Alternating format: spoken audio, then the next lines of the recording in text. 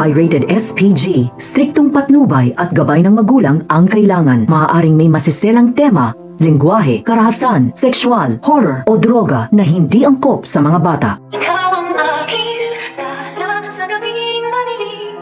Ikaw ang bawat sana sa lahat ng hiling. Sagot sa akin. Arito na nga ang ating pakabangan ngayong Biyernes sa abot kamay na pangarap. Dumalaw naman itong si Lynette dito sa Apex Hospital at sakto naman na nasalubong ni Lynette itong si Giselle. At dito na sinabi ni Giselle dito kay Lynette na may bago daw silang nakuhang ebidensya na magdidiin na nga dito kay Moira. At maya-maya, speaking of Moira, dito naman na biglang dumating itong si Moira at nagkasagupaan na naman at asaran itong si Moira at ito ngang si Lynette.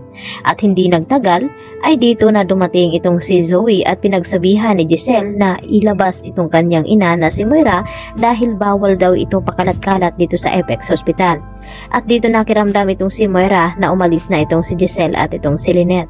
Subalit nakiusap itong si Moira dito sa nurse na kanyang sinuhulan na pwede daw siyang tulungan upang makapasok sa kwarto dito ni Don Pepe. At muntik-muntikan na rin na mapahamak itong si Don Pepe dahil sa ginawa ni Moira. Buti na lamang ay bigla naman na sinabi ng nurse nang tumulong sa kanya na bilis-bilisan dahil parating na daw itong si Lynette. Baka maabutan pa itong si Moira at dahil sa pagmamadali nga ni Moira ay nahulog itong kanyang porch dito sa kanyang damit. At dito na nagtaka itong si Lynette na sinabi ng nurse na ito na kung bakit naka-off daw itong alarm emergency kung may mangyaring masama dito kay Don Pepe. At isa lamang naisip dito ni Lynette. Lalo pa may nakita siyang ebidensya na nahulog nga dito sa kwarto ni Don Pepe. At dito niya na ipinakita dito kina Giselle at RJ at sinabi niya na walang duda pumasok itong si Moira doon sa kwarto ni Don Pepe. At dahil dito mas pinahigpit pa ang pagbabantay dito kay Don Pepe na kahit sino ay bawal pumasok. At nang tangkain ni Zoe na dalawin itong kanyang lolo ay dito naman na pinigilan ni RJ na bawal daw siyang pumasok sa kwarto dito ni Don Pepe. At nagtataka itong si Zoe dahil sa ngayon ay mayroon na nga silang nakuhang ebidensya na hindi alam ni Moira. At gugulatin na lamang ito na dadamputin na nga siya ng mga pulis. At dito naman na tumawag itong si Moira kay Nerissa at nangumusta itong si Nerissa kung kumusta daw itong si Don Pepe.